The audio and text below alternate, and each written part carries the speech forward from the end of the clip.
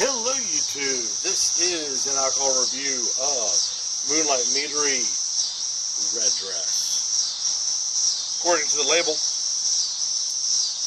this little number is sweet and sexy. It's just the right balance between the honey and the red currants. Enjoy this with a variety of complex dishes like Durban cured chicken, a South African favorite, Moroccan lamb, or beef stew, gluten-free. Now, the Moonlight Meadery is headed by Kevin Fairbrother, if I remember correctly. And as the hierarchy goes, for those of us in the mead-making field, if you can hear me above the loud insects behind me,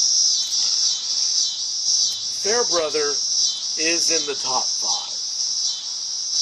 The god of gods of modern meadery is Ken Schramm. So it really turns into an opinion of whether you believe Fairbrother or Schramm is top dog. Moonlight Meadery is extremely famous, there we go, for their meads. Red Dress, I haven't really heard from different mead podcasts and whatnot in the mead world.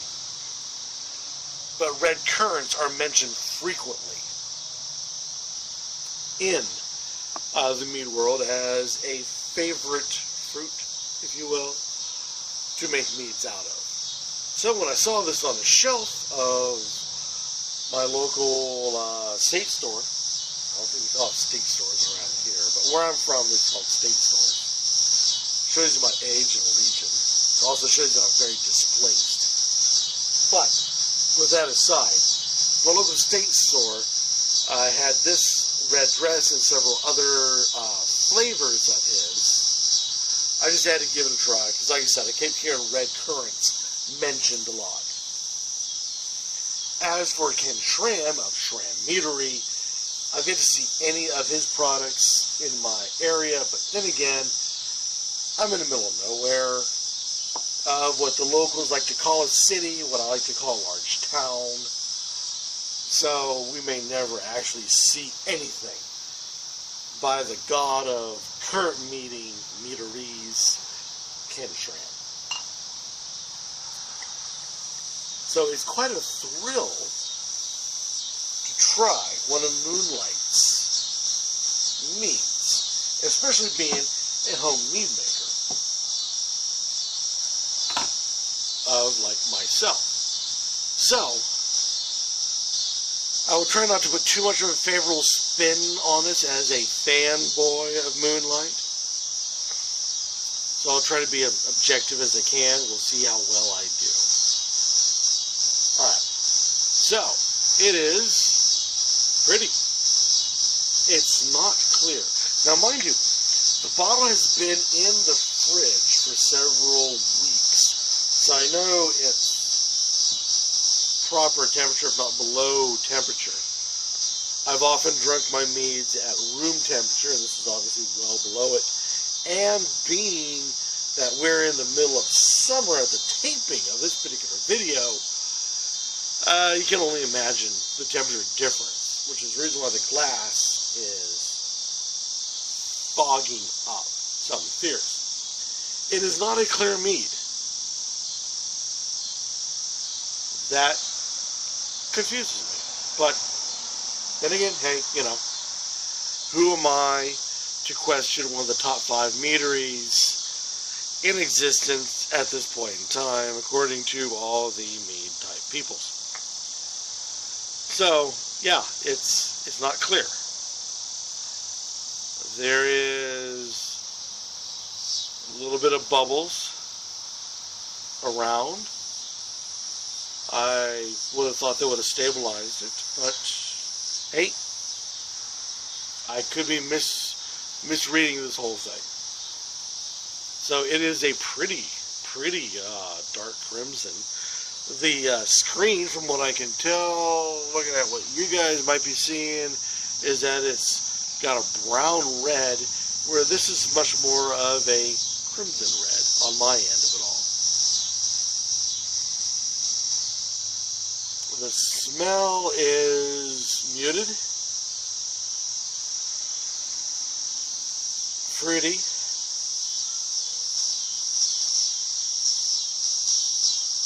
earthy. Not what I was expecting. Kind of wine-like muted. Now, please understand, when it comes to mead, oftentimes called a honey wine, they're not kidding. They will use a wine yeast in the making of different meads. I myself prefer a brewer's or a beer yeast when I make my meads, but then again, I'm going for a different kind of flavor profile. I'm also not professional, so shows you how little I know.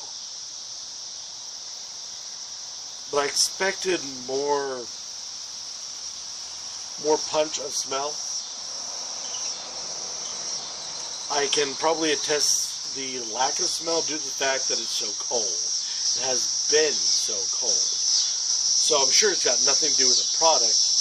It's more along the lines of false expectation and really, really cold mead.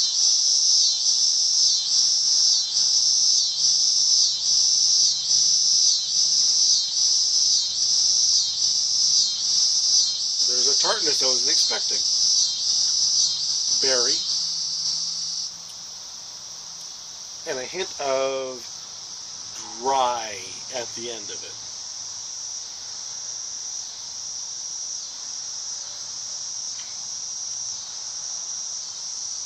Almost like he used, I know this is going to mean nothing to a lot of you guys out there, but almost like they used D47 as the yeast in this. But it's got a bit of a sourness to it.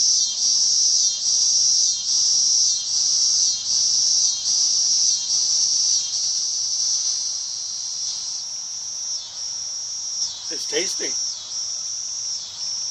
But it's got a sour then a dry that comes together with a heavy berry.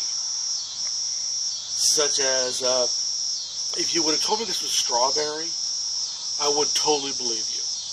Now, mind you, I've never actually had a red currant, so I can't say, oh my God, this tastes nothing like red currant, or oh wow, this is spot on red currant. I really don't know what a red currant tastes like.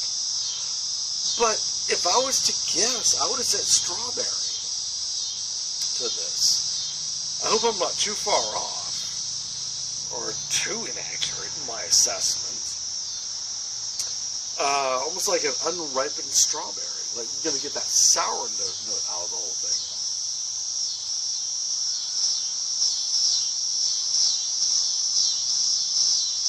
And at the very back of the palate, there is a dry, but a very short hang time. And what I mean by hang time is how long it stays on the palate. When you sip it, how long you keep tasting whatever it is you were tasting until it kind of fades out. It's got a fairly short hang time, which makes it nice and refreshing. Because something like, a porter or beers, or like a Merlot when it comes to the wines, where you sip it once and you probably can taste it almost all evening long. This, it's on the palate, it lets you get all the flavors come off and then disappears quickly, so you can go and have another sip fairly quickly. The fact that it's nice and cold makes it refreshing, of course, when it's practically 100 degrees like it is this summer. At the taping of this particular video, put that in real quick. And, yeah, full of flavor. Just, it's sour with hints of dry. Comes through completely.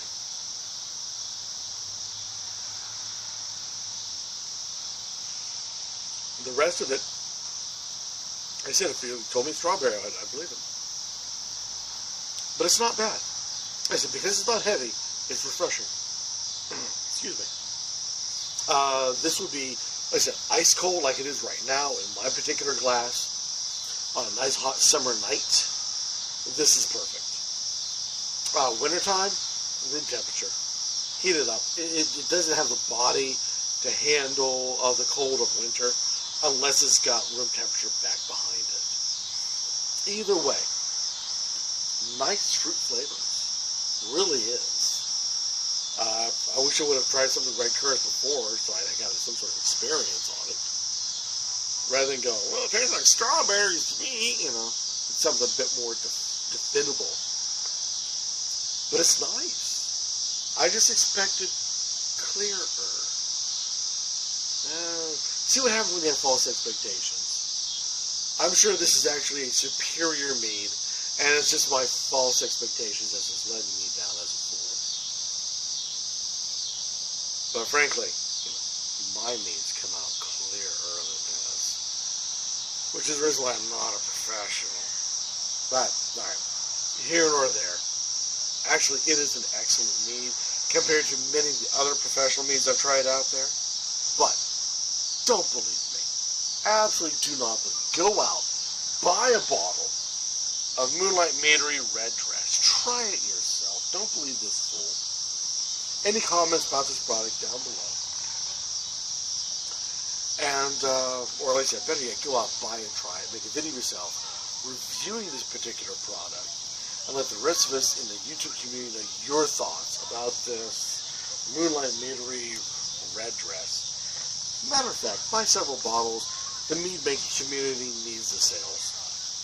And I'm sure they're more than happy to sell as much mead as they want to. It's good stuff, to be quite honest. But still, buy it, try it, let the rest of us know your thoughts. And until next time, sipping down hopefully another superb mead like this one here.